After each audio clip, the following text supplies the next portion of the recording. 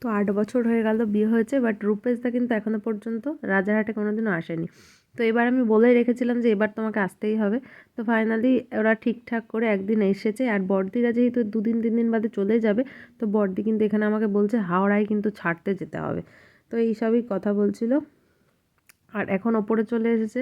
আর রূপেশদা বলছে যে, আমি বললাম বলো কেমন লাগছে এত বছর বাদে এসে, মানে প্রথমই তো আসলো। তো এটাই বলছিল। এখন আমরা আবার বেরিয়েও যাব, আমি আর অমিত আবার ওদের সাথে চলেও যাব রাত্রে।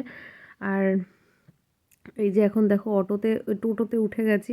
আর টোটোতে ওঠার পরে মানে আমরা যেহেতু দুজনে মোটা, আমরা একটু একদিকে বসার চান্স পেয়েছি, বাদ বাকি এরা দেখো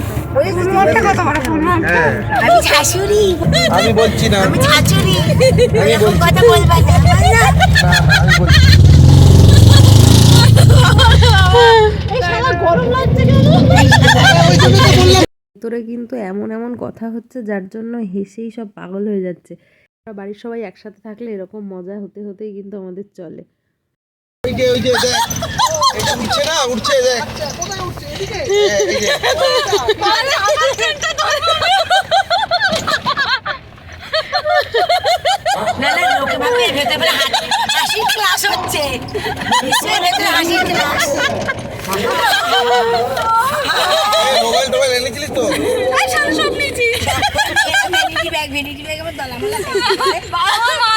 সন্ধ্যাবেলা আমি যা খাওয়া দাওয়ার আয়োজন করেছিলাম তার মধ্যে ওরা কিছু অল্প অল্প খেয়েছে। আর মোমোটা আমাদের বেশি হয়েছিল, ওই জন্য মোমোটা আমি নিয়েছিলাম। ভেবেছিলাম গাড়িতে খেতে খেতে যাব, কিন্তু এদের যা হাসির ঠেলা, আমি মোমোর প্যাকটা খুলেও আবার একটা খেয়ে রেখে দিলাম। যাই হোক, তারপর এদের হঠাৎ মনে পড়লো রাত্রি 9টা 9:30টার সময় এরা এখন চা খাবে মাটির। সবাই খেয়েছিল, আমি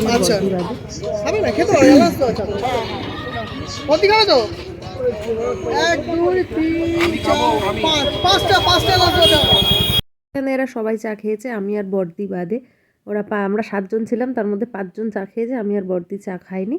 আর তারপরে এদের আবার তাতেও হলো না, চায়ের কাপ নিয়ে আমি ধরে আছি। এরা বলছে যে আবার ফটো তুলবে, ভিডিও করতে হবে, তারপর চা খাবে। চায়ের কাপ নিয়ে আবার রেখে দিয়েছে। তো আজকের ভিডিও এই পর্যন্তই। দেখো চায়ের কাপ নিল, তো নিয়ে আবার বলছে এবার ফটো তুলে দাও, তারপর আবার চা নেবে। দেখো এই যে। তো আজকের ভিডিও এই পর্যন্তই, টাটা।